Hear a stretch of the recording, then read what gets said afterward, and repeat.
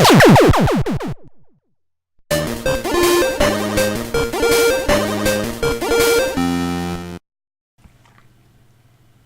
my last video I showed you some multi-cons that I owned, and at the very end I said that I bought some more off the internet. Well, these are finally turned up from somewhere in God knows China by the looks of it.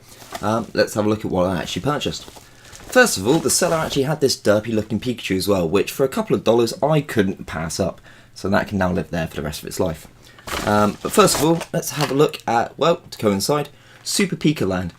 Now, the main reason I bought this one is mainly because of the front cover. I'm pretty sure I already know what this game is, but let's take a look at it anyway. Let's pop this sucker in. So yes, judging from the title screen, this is just going to be a hack of Super Mario Land. It is one of my favourite games on the Game Boy, a game that I have played far too many times, and it's probably one of my favourite Mario games as well.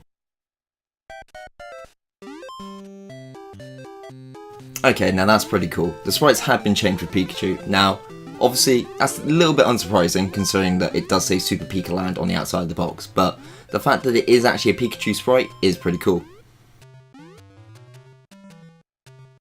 All the question blocks have been replaced with Pokeballs instead, and instead of mushrooms, you're picking up lightning bolts. When you do pick up a Firefly item though, instead of shooting out the little black fireballs that ricochet around the level, instead you're firing out tiny little lightning bolts.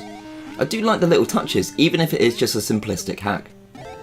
The enemies have all been replaced as well, so instead of your regular cast of characters like Goombas and Koopas, instead you have, and wait for it, Squirtles, Bulbasaurs, Vulpixes, Weedles, Zubats, Paris, Lugia, a Gengar, Geodude instead of Boulders, Magikarp or one of the types of fish Pokemon, Tentacool or Tentacruel, can't tell which one it is, Pidgeys, and while 3 of the bosses are the same as normal, the last boss seems to be a Pidgey or Pidgeot or Pidgeotto, not sure which one it is again.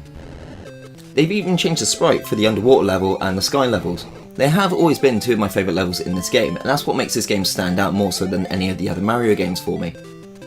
Of course, when you kill a boss, you end up with the dialogue at the end. That has been changed as well, and is a little bit weird. And once you complete the game, that's it. Apart from a glitchy rocket and the name of the hacker at the very bottom of the credits, there's not much else to it. I mean, there's no change in the level design, it is really just superficial things like, you know, the question blocks and the enemies. But overall, it's still Super Mario Land, and it is a real fun game. Again, one of my favourite ones out of the Mario games that exist. For such a simplistic hack, it is pretty fun. I mean, it only cost me a few dollars, so I'm not really fussed about it. My only gripe I would be is the fact that Pikachu's sprite is a little bit bigger than normal Mario's, so it does take a bit of time getting used to actually where he can stand and where he can't, and where his hitbox is, much like that. Well, I've got some other games in here as well, so let's have a look at what's next.